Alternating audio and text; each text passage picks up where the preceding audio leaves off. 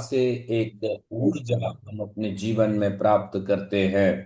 അവിടെ ഒരു സെക്യൂരിറ്റി ഉണ്ട്, ഒരു സെക്യൂരിറ്റി. वहां पर एक सुरक्षा परमेश्वर हमें देता है। എനിക്കൊരാളുണ്ടല്ലോ, मुझे एक है जो स्वर्ग में है। താങ്ങാൻ ഒരാളുണ്ടല്ലോ. मुझे पकड़ने के लिए, मुझे सहारा देने के लिए कोई स्वर्ग में है। വിശ്രമിക്കാൻ ഒരു മടിത്തട്ടുണ്ടല്ലോ, മടിത്തട്ട്.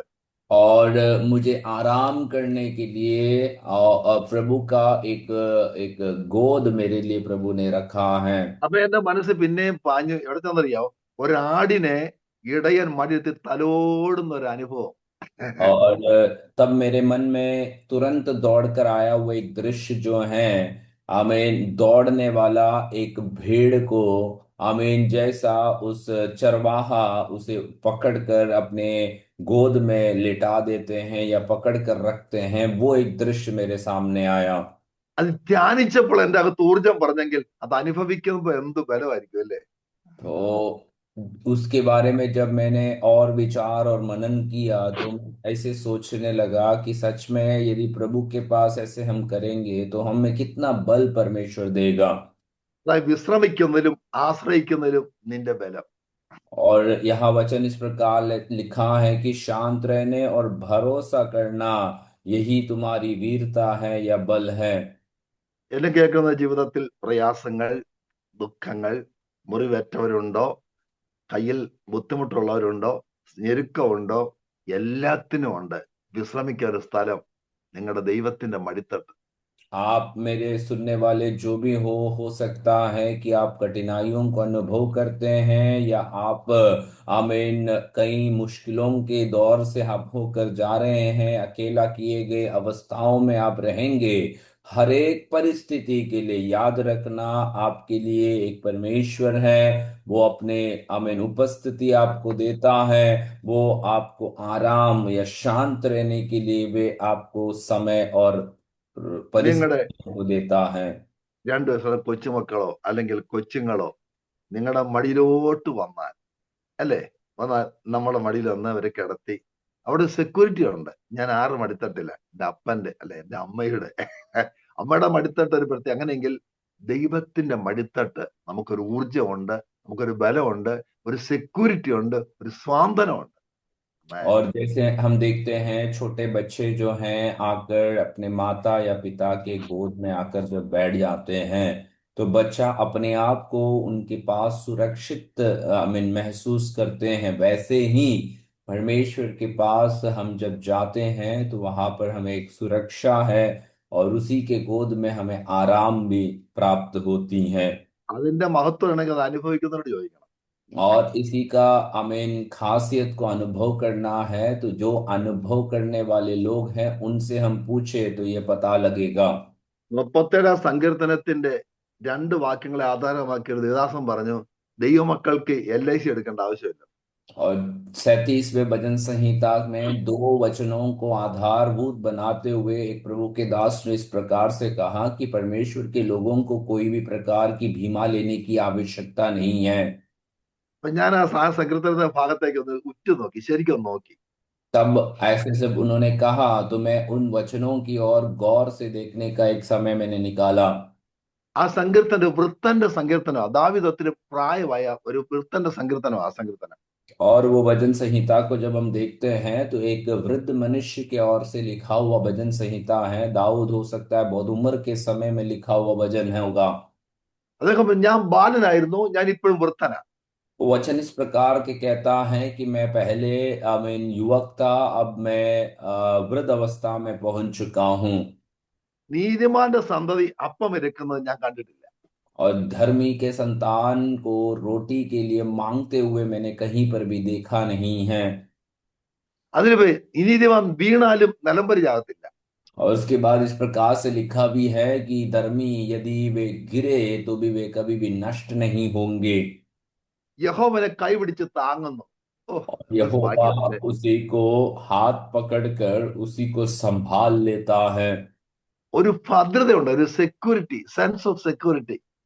और ये वचन में हम ये बात को समझते हैं कि परमेश्वर की उपस्थिति में हमारी एक सुरक्षा और हमारा सब कुछ वहीं से प्रबंध होती हैं। അത് ഈ മലയാളത്തിൽ ഒരു പാട്ടുണ്ട്, ഭക്തരിൻ വിശ്വാസ ജീവിതം പോലെ ഇത്ര ഭദ്രമാം ജീവിതം വേറെ ഉണ്ടോ എന്ന്. ഉണ്ടോ? നിങ്ങൾ പറയാം ഉണ്ടെങ്കിൽ. और मलयालम में इस प्रकार का एक गीत को गाए जाते हैं कि भक्त का एक विश्वास का जीवन के जैसा एक आशीषित जीवन कहीं और मिलेगा क्या।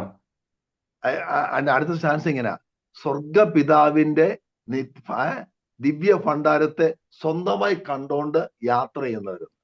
और उसमें अगला चरण इस प्रकार से है कि स्वर्गीय पिता के वो अनंत अमीन जो प्रबंध करने की जगह है जो भी है उसी को देखकर यात्रा करने वाला कोई है क्या। ഇങ്ങനെ സ്വർഗപിതാവിന്റെ ദിവ്യ ഭണ്ഡാരത്തെ സ്വന്തമായി കണ്ടുതാൻ ജീവിതം ചെയ്യുന്ന. കണ്ടോ? और इस प्रकार से वो गीत में बोले जाते हैं कि स्वर्गीय पिता के दिव्य भंडार को अपना समझकर अपने यात्रा को करने वाला व्यक्ति। അതാണ് നമ്മുടെ ജീവിതത്തിന്റെ ഭദ്രത എന്ന് പറയുന്നത്, സെക്യൂരിറ്റി. और यही हमारे जीवन के सुरक्षा या हमारे जीवन में जो सिक्योरिटी प्रभु देता है उसी के बारे में हम बोलते हैं। ലൈഫ് ടൈം സെക്യൂരിറ്റിയാ. हम एक जीवन जो जी रहे हैं वही एक सुरक्षा के विषय में है। വീഴത്തില്ല, വീണാലും താങ്ങും, ഒറ്റയ്ക്ക് നടക്കത്തില്ല, ആരെങ്കിലുമൊക്കെ കാണും, ദൈവം കൂടെ കാണും. എന്ത് സന്തോഷം അല്ലേ? और हम कभी गिरेंगे नहीं, गिरेंगे तो भी परमेश्वर हमें संभाल लेगा, हम कभी अकेले नहीं रहेंगे, हमेशा वो प्रभु हमारा साथ रहेगा। ये कितनी सुरक्षा की बातें प्रभु हमें देता है। ഇത്രയും ശക്തമായ കാര്യം പറഞ്ഞിട്ടും ചിലർ ഉറങ്ങുക. और इतनी सामर्थी बात बोलने के बावजूद भी कई लोग बैठकर सो रहे हैं।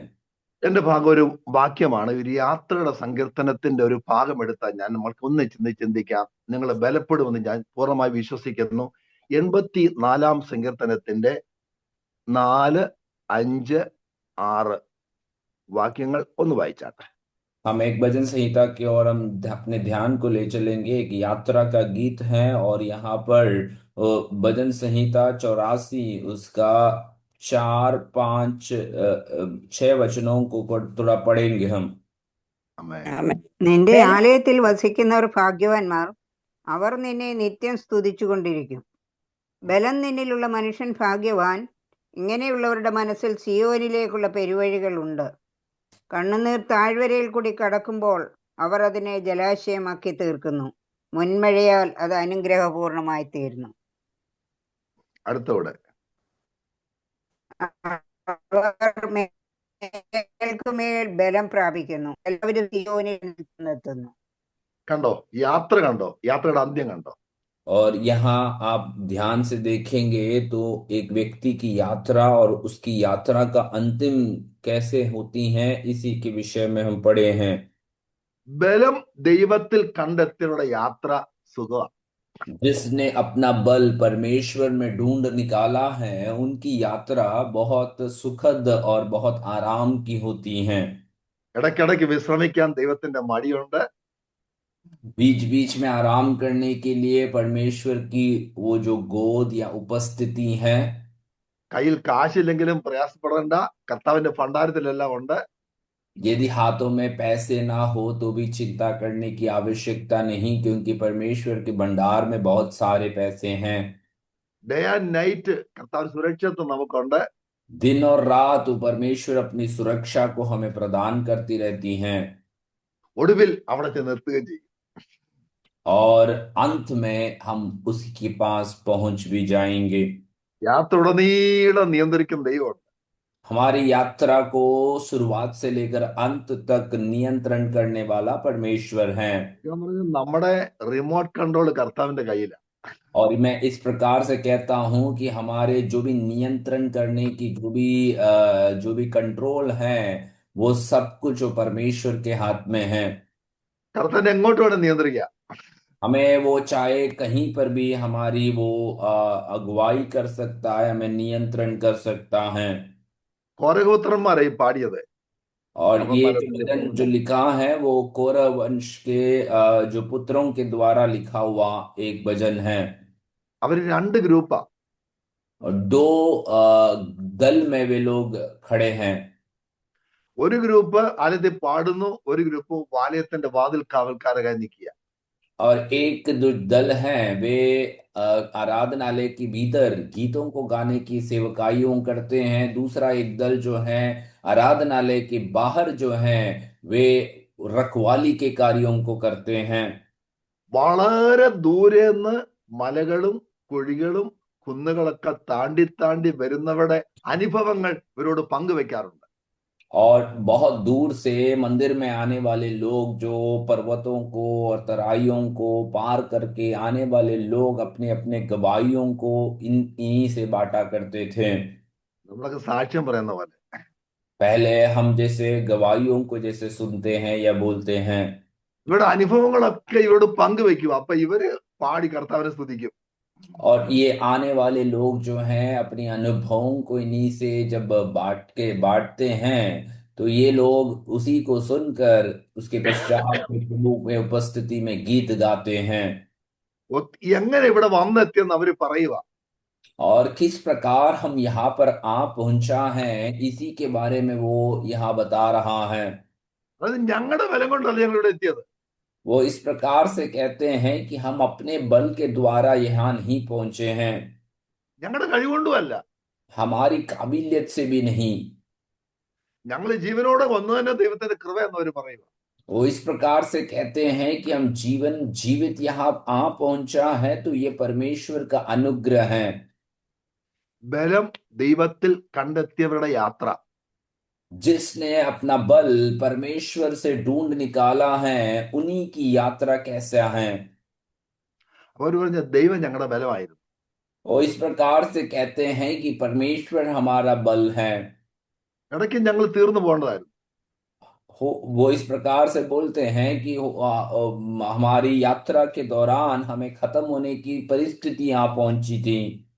നിങ്ങൾ ഇരിപ്പിക്കുന്ന ഇരുട്ട് ഇപ്പൊ 2025 അവസാന ദിവസങ്ങളല്ലേ. और പിന്നോട്ടൊന്ന് കണ്ണുപിടിച്ചേ. आप जो यहाँ बैठे हैं, ये 2025 की आखिरी दिनों में आप बैठे हुए हैं, परंतु आप पीछे की दौर की ओर आप थोड़ा आंखों को दौड़ा कर देखें। നമ്മൾ എങ്ങനെ ഇവിടം വരെ എത്തിയ? रिपीट बस। നമ്മൾ എങ്ങനെ ഇവിടെ വരെ എത്തിയത്? हम कैसे यहाँ तक आ पहुंचा है? സ്വന്തം ബലത്താലാണോ? क्या हमारे स्वयं अपने बल के द्वारा हम यहाँ पर पहुंचे हैं क्या? കഴിവുകൊണ്ടാണോ? हमारी काबिलियत से हम यहाँ पहुंचे क्या? ശക്തന്മാരായതുകൊണ്ടാണോ? या हम बहुत सामर्थ्यशाली बने हुए थे इसीलिए हम पहुंचे हैं क्या? കഴിഞ്ഞ ഒരു ദേവദാസനോട് ഇങ്ങനെ അനുഭവം പറയായിരുന്നു. പക്ഷേ ഒത്തിരി അനുഭവങ്ങൾ, ഒത്തിരി വേദനകൾ, ഇവിടം വരെ എത്തിയത് എങ്ങനെയെന്ന് ഓർക്കുമ്പോൾ കണ്ണു നിറയുന്നു. ദൈവം കൊണ്ട് എത്തിച്ചതാണ്. ആ വാക്ക് കേട്ടപ്പോൾ സന്തോഷം.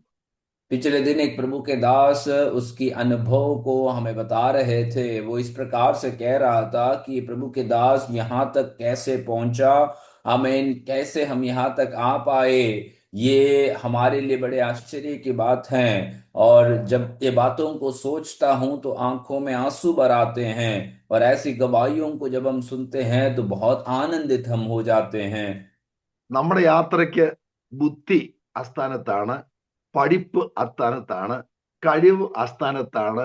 പക്ഷെ ഒരു ദൈവത്തിലുള്ള ആശ്രയവും ദൈവം നമ്മുടെ ബലം, അതുകൊണ്ടാണ് ഇവിടം വരെ എത്തിയത്. അല്ലെന്ന് പറയാൻ പറ്റുമോ?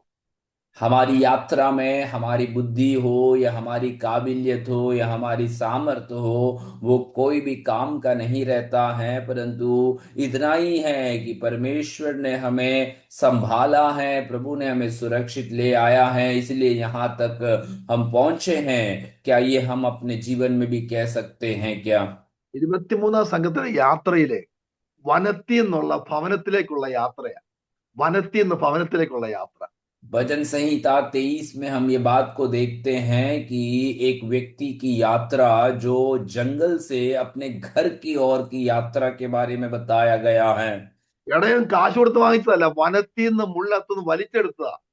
और उस चरवाहे ने पैसे या मोल लेकर नहीं लिया था, परंतु उस जंगल में से उसे खींच कर निकाला है। ഇടയനെ പോയി നമ്മെ തേടി വന്നത്. അങ്ങനെ എടുത്ത് മുള്ളൊക്കെ വലിച്ചൂരി കളഞ്ഞ് തോളിലേന്തി നമ്മെ കൊണ്ടുപോവുക. और जैसे हम गीत में गाते हैं कि एक चरवाहे की तरह उसने मुझे चलाया, वैसे आमीन उस जंगल में से हमें खींच कर निकाल कर हमारे ऊपर से सारी कांटों को हटाकर अपने कंधे में डालकर हमें उसने ले गया है। ഞാനോട് ചോദിക്കുക ആടെ നീ എങ്ങോട്ടാ? ആട് വന്ന ഇടനെ ചൂണ്ടി കാണിക്കും. എനിക്കറിയത്തില്ല. ഇവിടം വരെ കൊണ്ടുവന്ന ഈ ഇടയന അവിടെ കൊണ്ട് എത്തിക്കുക. എവിടാ? എന്റെ സ്വന്തം ഭവനത്തിൽ എന്നേക്കും വസിപ്പാണ്ട് കൊണ്ടുപോവുക. യാത്ര. यदि भेड़ से पूछे कि भेड़ तू कहाँ जा रहा है, वो बोलेगा मुझे नहीं पता। वो अपने चरवाहा की ओर इशारा करके बताएंगे मैं नहीं जानता, ये मुझे ले जा रहा है। उसी प्रकार हमें भी अपने हमें जो जगह है, जो स्थान है, वहां तक हमें पहुंचाने वाला एक अच्छा चरवाहा है हमारा प्रभु यीशु। ഇങ്ങനെ മുമ്പ് ഈ ആടുണ്ടല്ലോ, തിന്ന് തിന്ന് തിന്ന് പുല്ലെല്ലാം അങ്ങ് മൊട്ടയാവും. പുല്ല തീരെ എല്ലാം ശൂന്യമാവും. उसके बाद हम देखते हैं जब वे भेड़ों को चराई के लिए ले जाते हैं, वे ये सारी चराई की घास को खाकर वो सब कुछ खत्म हो जाता है। ആട് ഇടന്റെ മുഖത്തേക്ക് നോക്കും, വേറെ കൂടെ നോക്കാനാ. तब ये भेड़ जो हैं वे चरवाहे की चेहरे की ओर देखने लगते हैं। ഇടയും പറയും ഭാരപ്പെടേണ്ട, എന്റെ ഈ കോലും വടിയുണ്ട്. മോളീന്ന് ചായച്ച് താഴോട്ട് കൊടുക്കുമ്പോ ആടിനറിയാം ഇവിടുത്തെ തീർന്നാലും എനിക്ക് ഭാരപ്പെടാനില്ല, മുകളിലത്തെ നന്മ ഒരുക്കി തരുവാൻ എന്റെ കർത്താവ് വിശ്വസ്തനാണ്. और ये भेड़ जब चरवाहे की ओर देखते हैं तो चरवाहा उससे कहता है कि चिंता करने की आवश्यकता नहीं, मेरे हाथ में सोंटें और लाठी हैं, मैं उसी से आमीन ऊपर पड़े हुए जो भी पत्ते हैं, जो भी आमीन खाने की पदार्थ चीजें हैं, वो उसी को खींच कर नीचे की ओर दे देते हैं। तो उसी प्रकार हमारे जीवन में भी हमें चिंता करने की आवश्यकता नहीं। जब सब कुछ खत्म हो जाते हैं, उस स्वर्ग की ओर देखे तो वहां से अपनी आशीषों को प्रदान करने के लिए सामर्थी परमेश्वर है हमारा खुदा प्रभु यीशु मसीह। ഭക്തം പാടിയ പോലെ, ക്ഷാമത്താൽ ഈ ശോണി എങ്ങും ക്ഷീണമാകുമ്പോൾ എനിക്ക് എത്ര നിക്ഷേമം എന്റെ പ്രിയനിലുണ്ടാകും. और एक भक्त ने जिस प्रकार मलयालम में गीत में गाया था कि ये जब अकाल के समय में जब हम आमीन थक जाते हैं, कमजोर हो जाते हैं, तो मुझे डरने की आवश्यकता नहीं। मैं जब स्वर्ग की ओर देखता हूं तो मेरे लिए सारे प्रबंध करने के लिए एक परमेश्वर वहां है। യാത്രയുള്ള തടസ്സങ്ങൾ ഇവർക്ക് വിഷയമല്ല, ബുദ്ധിമുട്ട് यात्रा में ഒന്നും आने वाली വിഷയമല്ല എന്നറിയാമോ? ദൈവം അവരുടെ ബലവാ. यात्रा में आने वाली कठिनाइयां या रुकावट इनके लिए कोई बड़ी बड़ी बात नहीं है, क्योंकि परमेश्वर उनका बल है। ഈ യാത്രയിൽ നമുക്ക് എത്ര സുരക്ഷിതത്വ ദൈവം തരുന്നതല്ലേ. हमारी यात्रा में परमेश्वर हमें कितनी सुरक्षा को वो देता रहता है। ഒരിക്കൽ ഇസ്രായേൽ മക്കളോട് കഥ വെച്ചു, നിങ്ങൾക്ക് ആർക്കെങ്കിലും ഈ യാത്രയിൽ കംപ്ലൈന്റ് എന്തെങ്കിലും ഉണ്ടോന്ന് ചോദിച്ചു അവരോട്. एक बार इजरायलियों से परमेश्वर ने इस प्रकार से पूछा कि क्या तुम में से किसी को भी यात्रा के दौरान किसी भी प्रकार की शिकायतें हैं क्या? നിങ്ങളുടെ വസ്ത്രം കീറിയോ? ഇല്ല. और उनसे ये भी सवाल परमेश्वर करता है, क्या तुम्हारा जो वस्त्र है वे खराब हुए? നെഞ്ചിലുണ്ട് 5 വയസ്സുള്ള കൊച്ച് ഉടുപ്പിടുക, 45 വയസ്സായപ്പോൾ എവിടുന്ന് ഉടുപ്പ് കിട്ടുന്നത്? ഇവകൾ വളർന്നപ്പം ഉടുപ്പും വളർന്നുകൊണ്ടിരിക്കുന്നു. അത് ദൈവത്തിന്റെ കൃപയാണ്. आप थोड़ा सोच के देखिए कि एक 5 साल का एक बच्चा जब उस यात्रा में अपनी यात्रा को शुरुआत किया था, वो 40 साल की उम्र में पहुंचे, तब भी उसकी जो कपड़े हैं वे खराब नहीं हुए। जैसे वे बढ़ते गए वैसे उनके कपड़े भी बढ़ते गए। ദൈവത്തിന് അറിയാം ഇവർക്ക് കടകളൊന്നും ഇല്ലെന്ന്. और परमेश्वर जानता है कि वहां पर कोई दुकान नहीं है कि नए वस्त्रों को खरीदने के लिए। ആഹാരത്തിന് കുറവ് വന്നോ? കാല് നീര് വെച്ചോ? ബുദ്ധിമുട്ട് വന്നോ? ഒരു കുറവും വരെ പാറയെന്നല്ലേ വെള്ളം കൊടുത്തേ. और क्या उन्हें भोजन की कमी आई? क्या उन्हें पीने के लिए पानी की कमी हुई? क्या उनके पैरों में सूजन पड़े? कोई भी अवस्था में उनको कमी ही नहीं अनुभव हुआ, क्योंकि परमेश्वर उनके लिए सब कुछ प्रदान करता था। ഒരകത്തൊട്ടും നിരാശയില്ല, കാരണം അകത്തും മൊത്തം ഹൈവേ കിടക്കുന്ന പറഞ്ഞാലോ ദൈവം വഴി ഒരുക്കും, ദൈവം സഹായിക്കും, അധികാലം സഹായിക്കും എന്നുള്ള കാഴ്ചപ്പാട് അവിടെ ചുവട് മുന്നോട്ട് വെക്കുക.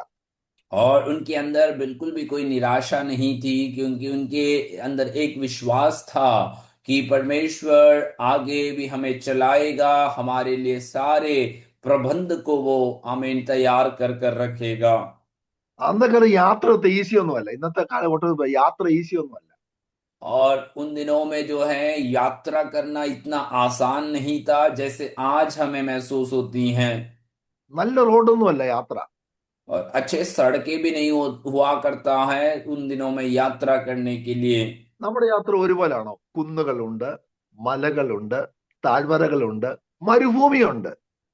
और हमारी ये जीवन यात्रा भी क्या एक समान वाली यात्रा होती है? नहीं, क्योंकि कई बार आमीन चोटी की अवस्थाएं है, तो कई बार तराई की जीवन भी होती हैं, और उसके बाद कई बार आमीन पत्थरों में से होकर जाना पड़ता है। ऐसे विभिन्न परिस्थिति हमारी यात्रा में हमें महसूस होता है। പക്ഷെ ഇതൊന്നും അവർക്ക് പ്രശ്നമേ അല്ല. परंतु ये कोई भी उनके लिए कोई बड़ी बात नहीं रही, വെളിച്ചം ദൈവമാ. कारण उनके लिए जो ज्योति है, प्रकाश है, वो परमेश्वर रहा। മേഘസ്തംഭം അഗ്നിത്തൂണും മുന്നിൽ നടന്നുകൊണ്ടിരിക്കുക. और उनके लिए समय समय पर मेघ का आमीन खंबा बनते हुए या अग्नि के खंबे के समान परमेश्वर अपनी उपस्थिति को दे रहे थे। രാത്രി पगलाക്കി മാറ്റിയായി നടത്തുന്നത്.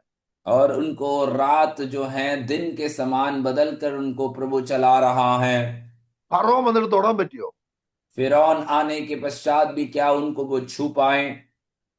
31 രാജാക്കന്മാർ വെളുത്ത് തകർക്കാൻ നോക്കി, പറ്റിയോല്ലോ? 31 राजाओं ने एक साथ मिलकर योजना बनाकर इनको नष्ट करने के लिए कोशिश की, लेकिन क्या वे अपने उन लोगों को नष्ट कर पाए? നമ്മുടെ യാത്രയുടെ ബലം ഇതാ, ദൈവം നമ്മുടെ ബലമാണ്. हमारी यात्रा का बल यही है, क्योंकि परमेश्वर हमारा बल है। ഇനി അവിടെ വായിക്കുന്നത് ഇങ്ങനെയാണ്: കണ്ണുനീർ താഴുകൂടി കടക്കുമ്പോൾ അവരെ ജലാശയമാക്കി മാറ്റുന്നു.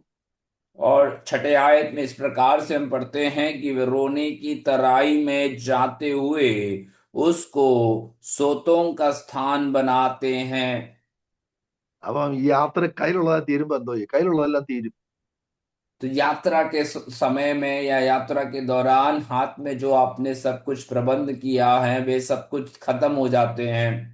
ഈ കണ്ണീർ താഴ്ന്നുള്ള ഇംഗ്ലീഷ് ബൈബിളിനകത്ത് വാല്യൂ ബാക്ക എന്നാ വായിക്കുന്നത്. ബാക്കാത്താഴ്വര. और ये रोने की तराई को अंग्रेजी में आमीन बाका तराई ऐसे कहा गया है। അവിടെ സാധാരണപ്പെട്ടൊന്നും ചെല്ലാൻ പറ്റത്തില്ല, അവിടെ അത്ര ചൂടാ. एक साधारण लोग वहां पर नहीं रह सकते, क्योंकि वहां पर इतनी गर्मी महसूस होती है। പച്ചപ്പില്ല, തണലില്ല, വെള്ളമില്ല, കഴിക്കാൻ ആഹാരമില്ല, വല്ലാത്തൊരു അന്തരീക്ഷം. और वहां का अनुभव इस प्रकार का है कि वहां पे कोई भी प्रकार की जो है शरण नहीं है, और वहां पर कोई भी प्रकार के हरे भरे अनुभव नहीं है। हमेशा गर्मी और हमेशा तपने वाली अनुभवों में वो स्थान रहती हैं। പണ്ടൊരു ഭക്തൻ പറഞ്ഞ കേട്ടിട്ടുണ്ട്, ഇസാമക്കൾ യാത്ര ചെയ്തപ്പം ആട്ടയൊക്കെ കുഴച്ചോണ്ടാ പോയത്, പക്ഷെ അതെല്ലാം കുറച്ചുനാൾ കഴിയുമ്പോൾ തീർന്നുപോയി. एक प्रभु के दास पहले भविष्य प्रचार करते हुए मैंने इस प्रकार से सुना था कि जब इजरायलियों ने जब यात्रा शुरुआत किया तो अपने हाथों में रोटी के लिए आटा सब गूंद कर सारे प्रबंध के साथ वे निकले थे, परंतु आधे रास्ते में वे सब कुछ खत्म हो गए। മനുഷ്യന്റെ കരുതലിന് ഒരു പരിമിതിയുണ്ട്. परमेश्वर के लोगों, ये बात याद रखना है कि मनुष्य जो भी प्रबंध करता है उसी के लिए एक सीमा रहती है। എത്രമാത്രം കരുതും നമ്മൾ?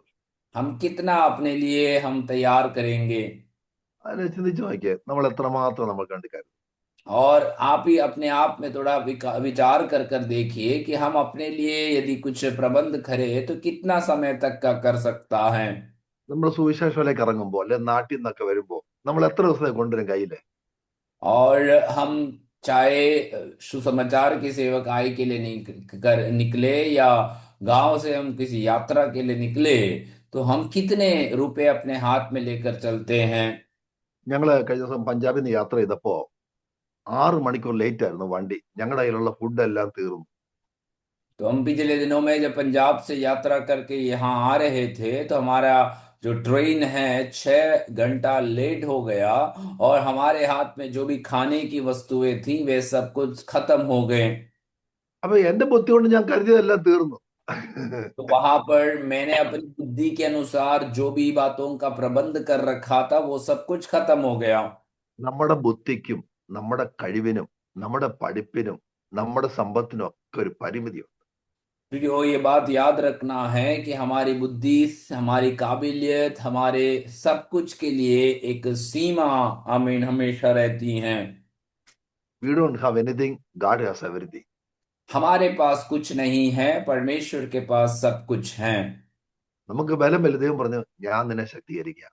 हाँ, जब हमारे हाथ में बल नहीं रहता है तो परमेश्वर इस प्रकार से कहता है कि मैं तुझे सामर्थी बनाता हूँ। നമ്മുടെ മലകളെ നഗർ നിരപ്പാക്കി താഴ്വരകളെ നികത്തി ഇങ്ങനെയൊക്കെ നമ്മളെ കർത്താവ് ഇങ്ങനെ മുന്നോട്ട് കൊണ്ടുപോവുക. और हमारे जो पर्वतों को समतल बनाकर हमारे तराइयों को सीधा करते हुए परमेश्वर हमें ऐसे धीरे धीरे आगे ले चल रहा है। നാം പോകുന്ന വഴികൾ ഒരുപോലുള്ള വഴികളല്ലല്ലോ. हम जिस यात्रा में, जो सफर में, रास्ते में चलते हैं, जाते हैं, वो एक समान वाली रास्ता नहीं होता। കുന്ന് താഴ്വര മരുഭൂമിയിൽ അവർ എത്തി നിൽക്കുക, ബാക്കാ താഴ്വര എത്തി നിൽക്കുക, ഒട്ടും വെള്ളമില്ല. और ऐसे हैं कि वे चोटी, तराई और अब मरुस्थल में आकर खड़े हैं। और ये बाका की तराई ऐसे वचन हमें बताता है। നമ്മൾ വായിക്കുന്ന മുൻമഴയാൽ ഏറ്റവും അനുഗ്രഹപൂർണമായി തീരുന്നു. മുൻമഴയാൽ ഈ മരുഭൂമി फिर बरसात की अगली वृष्टि उसमें आशीष ही आशीष उपजाती हैं। മുൻമഴയുണ്ട്, പിന്മഴയുണ്ട്. और वचन में इस प्रकार से हम पढ़ते हैं कि आमीन अगली वृष्टि और आमीन पहले वाली जो प्रभु के जो वचन में कहता है कि जो बारिश है वो प्रभु हमें देता है। ഞങ്ങളുടെ വീട്ടിൽ കപ്പ കൃഷി ഉണ്ടായിരുന്ന സമയത്ത് ഈ തടമെല്ലാം എടുത്ത് വെക്കും, കപ്പത്തടി എടുത്ത് പുതപ്പിച്ച് വെക്കും. പക്ഷെ മഴ പെയ്യുമ്പോഴാണ് കപ്പ നടത്തുള്ളൂ. और हमारे घर में जो केरल में जब खेती हुआ करता है, विशेष करके जो कप्पा करके एक एक जो खाने की एक एक आलू के समान फल है, उसी की जब खेती होती है सो उसी में उसकी खेती हाँ करने के लिए हम सब कुछ तैयारी को करके रखते हैं, परंतु जब बरसात होती है तभी हम उसी की खेती लगाते हैं। മഴ മുകളിൽ നിന്ന് വേണം, എന്നാലേ കപ്പ കാണാൻ പറ്റത്തുള്ളൂ. बरसात वहां से गिरना है तभी ही हम उस खेती को, उस खेती की जो जो डंडे हैं उसी को हमें लगा सकते हैं। തടിയും റെഡിയാ, പറമ്പ് റെഡിയാ, പക്ഷെ അടുത്ത മഴ പെയ്യണം.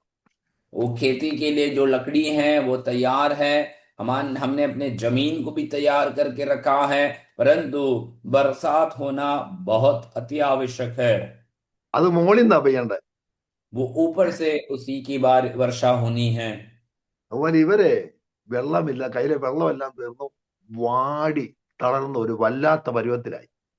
यहाँ पर देखिए कि ये लोग जो हैं इनके हाथ में सारी जो प्रबंध थी वो खत्म हो गए और ये बड़े थकावट और बड़े मुश्किल दौर से वे वहां पर उपस्थित हैं।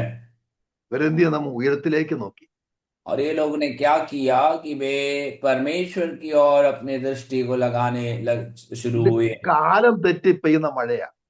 और कई बार असमय में भी जब बरसात होती है, ഞങ്ങൾ മരുഭൂമി തടന്നവർക്ക് വേണ്ടി സ്വർഗത്തിൽ മഴയുടെ ഭണ്ഡാരമുണ്ട്. देखो जब मरुभूमि में जो उपज लगाते हैं उनके लिए परमेश्वर स्वर्ग में अपनी भंडार को खोल देता है। ഇത് കരയുന്നവർക്ക് വേണ്ടി ശേഖരിച്ചു വെച്ചിരിക്കുക ദൈവം.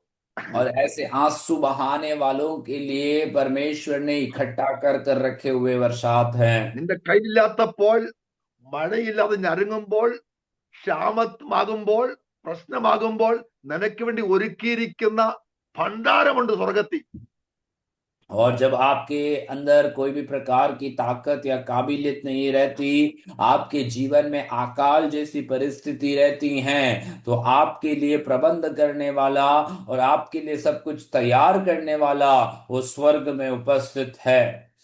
ഇത് മൊത്തം മണല, അടിപ്പാറയാ. और ये मरुभूमि की अवस्था ऐसी है कि ऊपर सब भालू रहते हैं और नीचे बड़े चट्टान की परिस्थिति रहती है, വെള്ളത്തിന്റെ യാതൊരു സോഴ്സും അവിടെ ഇല്ല. और पानी का कोई भी प्रकार का संसाधन वहां पे नहीं है। അപ്പോഴേ മുട്ടുമടക്കി സ്വർഗത്തിലേക്ക് നോക്കി നിലവിളിക്കുന്നത്. तब वे लोग घुटने टेक कर स्वर्ग की ओर देखकर पुकारने लगते हैं, എങ്ങനെ മുന്നോട്ട് പോകും? हम कैसे आगे बढ़ेंगे, കുഞ്ഞുങ്ങളുടെ കാര്യം എന്തായിത്തീരും? हमारे बच्चों की हालत क्या होगी। മുകളിലുണ്ടല്ല. और सब कुछ स्वर्ग में है। Praise the Lord. മുൻമഴയാൽ അനുഗ്രഹപൂർണമായി തീരുന്ന മുൻമഴയാൽ. और वचन इस प्रकार से कहता है कि अगली वृष्टि से वे सब कुछ आशीष ही आशीष उपजाती हैं। അപ്പം അവിടെ വെള്ളത്തിന്റെ സോഴ്സ് ഒന്നും ഇല്ല. वहां पर अब पानी की कोई कमी नहीं है। ഇവര് വിശ്വാസത്തോടെ കുഴിക്കാൻ തുടങ്ങി. और ये लोग वहां विश्वास में आमीन गड्ढे खोदने लगे। നിങ്ങൾ ബൈബിളിൽ വാക്യമുണ്ട്, നിങ്ങൾ കാറ്റ് കാണുകയില്ല, മഴയും പെയ്യത്തില്ല, ഈ കുഴി വെട്ടുവിൻ, കുഴികൾ വെള്ളം കൊണ്ട് നിറയുമെന്ന്. കണ്ടോ? और वचन में यहाँ एक भाग में हम पढ़ते हैं कि इस प्रकार से लिखा है कि तुम कोई भी प्रकार की हवा या आमीन तुम ना तो बारिश को देखोगे, परंतु तुम विश्वास के साथ यदि खड्डे खड्डे खोदोगे तो वहां उसे मैं पानी से भर दूंगा। ദൈവമിടപെട്ട മരുഭൂമി നദിയായിട്ട് മാറ്റുന്നത്. आपके जीवन में यदि परमेश्वर आपसे संपर्क हो जाए, मुलाकात करे, आपके लिए कार्य करे, तो आपकी मरुभूमि की परिस्थिति को परमेश्वर आमीन पानी से डुबा सकता है। അവര് പ്രാർത്ഥനയോടെ കുഴിക്കാൻ തുടങ്ങി ഓരോ കുഴികൾ. ഒരു കുഴിയല്ല, ഒത്തിരി കുഴികൾ കുഴിച്ചു. और उन्होंने प्रार्थना के साथ एक एक खड्डे खोदने लगे, एक नहीं बहुत सारे खड्डों को उन्होंने खोदा। ഞാനിപ്പോ മരുഭൂമിയില്ല, ബുദ്ധിമുട്ടില്ല, ഇതൊന്നും വിഷയമല്ല. 65 സങ്കീർത്തന വാക്യമുണ്ട്, ദൈവത്തിന്റെ നദിയിൽ വെള്ളം നിറഞ്ഞിരിക്കുന്നു. और हम प्रभु से कहेंगे, प्रभु अब मैं मरुभूमि में हूं, यहाँ पर पानी नहीं है, यहाँ पर समस्या ही समस्या है, लेकिन परमेश्वर के लिए कोई भी प्रकार की बातें असंभव नहीं है। भजन संहिता 65 में इस प्रकार से लिखा है कि परमेश्वर की आमीन उस नदी में आमीन बहुत सारे पानी उपलब्ध हैं। യശയ്യാവിന്റെ വാക്യമുണ്ട്, ഞാൻ തന്നെ അവർക്ക് ഉത്തരമരുളൂ. എങ്ങനെ? ദാഹിച്ചിരിക്കുന്നിടത്ത് നീരൊഴുക്കളെ ഞാൻ പകരുമെന്ന്. കണ്ടോ? और यशायाह नबी में भी ऐसा एक वचन कहा गया है कि मैं उन्हें उत्तर दूंगा, और उत्तर कैसे दे रहा है कि जहां पर लोग आमीन प्यासे हैं, मैं उनके लिए पानी की नदियां उनके बीच में बहाऊंगा। പ്രാർത്ഥിക്കുന്ന കരയുന്ന ദൈവജനത്തിന് വേണ്ടി, ദൈവദാസന്മാർക്ക് വേണ്ടി, കുടുംബത്തിന് വേണ്ടി, കൂട്ടർക്ക് വേണ്ടി, സഭയ്ക്ക് വേണ്ടി തുറക്കുന്ന ഒരു ദൈവമുണ്ട് സ്വർഗത്തിൽ. और प्रार्थना करने वाले परमेश्वर के लोगों भव्य आमीन, चाहे वो कलीसिया हो या पासवान हो, उनके लिए खोलने वाला एक आमीन एक एक एक एक रास्ता, एक स्रोत है परमेश्वर की उपस्थिति में। ഇവർ കൂട്ടമായിട്ടാ വരുന്നത്. और ये लोग एक साथ मिलकर आते हैं। അവര് കുഴിച്ചു കുഴിച്ചു കുഴിച്ചു വരുമ്പം മുകളിൽ നിന്ന് മഴ പെയ്തു. और जब उन्होंने विश्वास में खड्डे खोदते खोदते गए तो वह ऊपर से परमेश्वर ने बरसात को बरसाए, കുഴികളെല്ലാം അങ്ങ് നിറഞ്ഞു. और उनके खड्डे सब पानी से भर गए। അങ്ങനെ ജലാശയമാക്കിയ ദൈവം മാറ്റി. और इस प्रकार परमेश्वर ने उसके जल का एक कुंड के समान उसे बदल दिया। അവര് ശരിക്ക് കുടിച്ചു. और उन्होंने सही से आमीन उनके खड्डों को खोदे थे। അവർ മേൽക്ക് മേൽ ബലം പ്രാപിക്കുന്നു. और उनके बाद वचन में इस प्रकार लिखता है कि बल पर बल प्राप्त करते जाते हैं। ഇങ്ങനെ അവര് ബലപ്പെട്ടത്. और ऐसे उन्होंने अपने जीवन में बल को प्राप्त किया था। നമ്മുടെ കഷ്ടതയിൽ പ്രയാസത്തിൽ കൂടുതൽ ബലം പകരും കർത്താവ്. हमारी कष्ट में, हमारी मुश्किल अवस्थाओं में ज्यादा बल परमेश्वर हमें देता है। അടുത്ത വാക്യം, അവരെല്ലാരും ദൈവസന്നിധിയിൽ ചെന്ന് എത്തുന്നു. और अगले आयत में इस प्रकार लिखा है कि वे लोग सब सियोन परमेश्वर के सामने वो मुंह दिखाएंगे। ശക്തന്മാരായതുകൊണ്ടല്ല എത്തിയത്. वे बहुत सामर्थी रहे हैं, इसलिए नहीं कि वे वहां पहुंच रहे हैं। പലരും നശിച്ചു പോയി. बहुत सारे लोग नष्ट हो गए, കൂടെ ഇറങ്ങിയ പലരും നശിച്ചു പോയി. साथ निकले हुए कई लोग नष्ट हो गए, ചിലർ പിന്മാറ്റത്തിൽ പോയി. कई लोग आमीन विश्वास से पीछे मुकर गए। പക്ഷെ ഞങ്ങൾ ദൈവത്തിലേക്ക് നോക്കി. परंतु ये लोग कहते हैं कि हम परमेश्वर की ओर अपने नजरों को उठाएं, ഞങ്ങൾ അവന്റെ ബലത്തിലേക്ക് നോക്കി. हम वो परमेश्वर के बल की ओर हम देखने लगे, ദൈവത്തിന്റെ ഭണ്ഡാരത്തിലേക്ക് നോക്കി. हम परमेश्वर की भंडार की ओर अपने नजरों को हमने लगाए। അവൻ ധാരാളം മഴ പെയ്ച്ചു. वो बहुत सारी बरसात को बरसाने वाला परमेश्वर है। അവർ ദൈവസേനയിൽ ചെന്നെത്തി. शुक्र। അവർ ദൈവസേനയിൽ ചെന്നെത്തി. वे परमेश्वर की उपस्थिति में पहुंच गए। സ്വന്തം ബലത്താലാണ് എത്തിയത്. क्या ये अपने ही बल में, अपने ही सामर्थ्य में वहां पहुंचे? ശക്തന്മാരായതുകൊണ്ടാണോ? क्या वे लोग सामर्थी रहे इसीलिए वहां पहुंचे क्या? നമ്മൾ ഇവിടം വരെ എങ്ങനെ എത്തിയത്? हम यहाँ तक कैसे पहुंचे हैं प्रियो? മുന്നോട്ട് ആരെ എത്തിക്കാൻ പോന്നേ? कौन हमें आगे पहुंचाने के लिए जा रहा है? നമ്മൾ ദൈവസേനയിലേക്ക് പോവുക. हम परमेश्वर की उपस्थिति की ओर चल रहे हैं, സ്വന്തം കൊണ്ട് എത്താൻ സാധിക്കാത്ത ഒരു സ്ഥലമാണ് ദൈവസന്നിധി. और हम अपने ही बल में जहां नहीं पहुंच पाते हैं वहीं परमेश्वर की उपस्थिति हमें पहुंचाता है। അതുകൊണ്ട് കർത്താൻ ഇടയ്ക്കിടയ്ക്ക് പറയും, എന്നിൽ വസിച്ചോ, എന്നെ പിടിച്ചോ, എന്നിൽ വിശ്വസിച്ചോ, ദൈവത്തിൽ വിശ്വസിച്ചോ, ഞാൻ അവിടെ കൊണ്ട് എത്തിക്കാം, എന്റെ കൂടെ ഇരുത്താം. സ്വന്തം യൂദയുടെ ലേഖനം അവസാനം നമ്മളിങ്ങനെ വായിക്കുന്നത്, വീഴാതെ വണ്ണം നിങ്ങളെ സൂക്ഷിച്ച് ആനന്ദത്തോടെ നിർത്തുവാൻ ശക്തിയുള്ളവൻ കരം പിടിച്ചുകൊണ്ട് യാത്രയിൽ എത്തിക്കുന്ന അവനാ. और इसलिए प्रभु का वचन में हम इस प्रकार से पढ़ते हैं कि हमें संभालने वाला, हमें सुरक्षित रखने वाला, हमें घिरने से सहायता करने वाला वो परमेश्वर सामर्थी हैं। എത്ര കുഴി കുഴിച്ചാലും നിറയ്ക്കാൻ ദൈവം ശക്തനാ. कितना खड्डों को खोदे तो भी उसी को भरने के लिए वो परमेश्वर आमीन सामर्थी प्रभु हैं। എലീശയുടെ ബൈബിൾ സ്കൂളിലെ ഒരാൾ മരിച്ചു പോയപ്പോഴേ അവിടെ എലീശ പറഞ്ഞു, നീ വെറും പാത്രം കൊണ്ടുവരിക, പാത്രങ്ങൾ കുറവായിരിക്കരുത്, കാരണം അവിടെ ഇഷ്ടം പോലെ ഉണ്ടെന്ന്. പാത്രങ്ങൾ കുറവായിരിക്കരുത്, എത്ര കൊണ്ടുവന്നാലും നിറയ്ക്കും. അതുകൊണ്ട് ഞാൻ പറയട്ടെ, സ്വർഗദൈവത്തിന്റെ ഭണ്ഡാരത്തിൽ നിനക്ക് വേണ്ടോളമുണ്ട്. കുടിച്ച് ബലം പ്രാപിച്ച് യാത്ര ചെയ്യുവാൻ ദൈവം നമ്മെ സഹായിക്കട്ടെ. और एलीशा के चेलों में से या उनके बाइबल स्कूल में से एक व्यक्ति जब गुजर गए, वो परिवार कर्ज में चले गए, और वो परिवार के कर्ज को निपटाने के लिए एलीशा उस स्त्री को इस प्रकार से बताता है कि आपके घर में जितने भी बर्तनों को, खाली बर्तनों को आप इकट्ठे कर सकते हो कर लेना, उसके बाद में आप उंडेलते जाना। तो वचन इस प्रकार से बताता है कि कितना भी खालीपन रहे, हमें भरने के लिए वो तैयार हैं, और वो प्रभु आगे भी हमें ले जाने के लिए तैयार हैं। ഈ യാത്ര ആരാ നിങ്ങളുടെ ബലം? ये यात्रा में कौन है हमारा बल? ആരെ കൊണ്ട് എത്തിക്കുന്നത്? कौन हमें उस अंतिम स्थान तक पहुंचाने वाला है? മുട്ടുമടക്കുമ്പോ തുറക്കുന്ന ഒരു സ്വർഗം. हम जब अपने घुटने टेकते हैं हमारे लिए खुलने वाला एक स्थान है। കരം നീട്ടുന്ന ഒരു ദൈവമുണ്ട്. हमारे लिए हाथों को फैलाने वाला एक परमेश्वर है। ഈ ഡിസംബർ മാസം നമ്മുടെ ഏതാണ്ട് കുറച്ച് ദിവസങ്ങളേ ഉള്ളൂ. ഈ ദിവസങ്ങളിൽ ഇതുവരെ കൊണ്ട് എത്തിച്ച കർത്താവിനെ സ്തുതിച്ചുകൊണ്ട് എന്തെങ്കിലും പ്രയാസം മുട്ടുമടക്കി ദൈവത്തിലേക്ക് നോക്കി ആ ബലത്തോടെ യാത്ര ചെയ്യുവാൻ ദൈവമേ സഹായിക്കട്ടെ.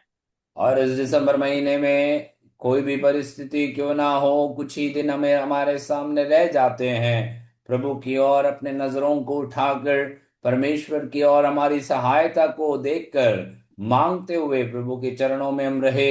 इस बल में प्रभु हमें आगे ले चलने में सामर्थी हैं। കേരളത്തിലെ ഈ 25 വർഷങ്ങൾക്ക് മുമ്പ് ഒരു അച്ചായൻ, ഒരു കൂലിപ്പണിക്കാരന്, അദ്ദേഹത്തിന് മഴ കാരണം ഒരാഴ്ച ജോലിയില്ലായിരുന്നു. और केरल में एक 25 साल के पहले एक भाई रहा, और उस भाई अब ऐसे जो है दिहाड़ी में काम करने वाला व्यक्ति रहा, और बारिश के कारण 10 दिन तक उसे कोई भी प्रकार का काम नहीं मिला था। വീട്ടിൽ അത് ഒന്നുമില്ല. उनके घर में भी कुछ भी नहीं है उनके पास। ഇപ്പൊ അടുത്ത ഞായറാഴ്ച അദ്ദേഹം പാട്ട് പാടി. और अगले रविवार को वे कलीसिया जाकर इस प्रकार से गीत गाए। അദ്ദേഹം പാടിയ അരിയായി തുണിയായി പണിയായി പരിപാലകനായി സർവവല്ലഭൻ യേശു കൊണ്ട് പാടി കഴിഞ്ഞ പിള്ളേരെല്ലാം കൂടെ കളിയാക്കി. और वह इस प्रकार से गीत गाने लगा कि मेरे लिए चावल बनकर, मेरे लिए आमीन कपड़े बनकर, मेरे लिए सब कुछ बनकर, मेरे सब प्रबंध करने वाला वो यीशु मसीह है कर कर जब ऐसे गीत गाए तो सारे बच्चे उसे देखकर उसकी मजाक उड़ाने लगे। പുള്ളി പറഞ്ഞു, നിങ്ങൾക്ക് ചിരിയും എനിക്ക് അനുഭവമാണ്. और वह इस प्रकार से बोलने लगा कि तुम्हारे लिए शायद ये हंसी की बात है, बट मेरे लिए ये अनुभव है। ദൈവം എനിക്ക് അരിയായി, തുണിയായി, പണിയായി ഒരു 10 ശ്രേഷ്ഠമായി നടത്തിയ സാക്ഷ്യം പറയാം. और परमेश्वर किस प्रकार उसी के लिए चावल के समान, एक कपड़े के समान, उनके लिए नौकरी के समान प्रभु ने कितने श्रेष्ठ अनुभव में उनको चलाया, इसी के विषय में अपना गवाही को बता रहा था। അവിടെ ദാവീദ് പറഞ്ഞേ, ഈ ദൈവം എന്നും എന്നേക്കും നമ്മുടെ ദൈവം ജീവപര്യന്തം വഴി നടത്തുമെന്ന്. इसलिए दाऊद इस प्रकार से कहता है कि ये परमेश्वर अब से लेकर सर्वदा तक हमारे लिए परमेश्वर रहेगा, और ये जीवन के अंत तक ये हमें चलाएगा। കവറേജ്, ഇതിന്റെ കവറേജ് ലൈഫ് ടൈം അവിടെ എത്തുന്നിടം വരെയാ. ये सुरक्षा जो है ये हमारे जीवन के अंतिम समय तक है, या हम वहां उस स्थान पहुंचने के समय तक वो हमें सुरक्षा देता है। അതിലെല്ലാവരും ദൈവസേനയിൽ ചെന്ന് എത്തുന്നു. हम सब लोग प्रभु की उपस्थिति में एक दिन जाएंगे। എങ്ങനെ എത്തുന്നു നിങ്ങൾ പറ. हम कैसे पहुंचने वाले हैं, आप बताएं। എങ്ങനെ എത്തി? ആരെ എത്തിക്കുന്നത്? कौन हमें पहुंचाएगा? ദൈവത്തിന്റെ മടി വിശ്രമിക്കാം, ദൈവത്തിൽ ആശ്രയിക്കാം. ഈ വരണം കർത്താവ് അനുഗ്രഹിക്കട്ടെ. God bless you all. ഞങ്ങളെ ഓർത്തും പ്രാർത്ഥിക്കണം. സജൻ ഒത്തിരി നന്ദി. കർത്താവ് എല്ലാ സമയം അനുഭവിച്ച ദാസൻ നന്ദി. കർത്താവ് God bless you all. Thank you very much. प्रभु की उपस्थिति में हम विश्राम करें, प्रभु की उपस्थिति में शांति पाए, प्रभु में हम भरोसा रखें। इन वचनों के द्वारा प्रभु आप सभी को आशीष दे। धन्यवाद।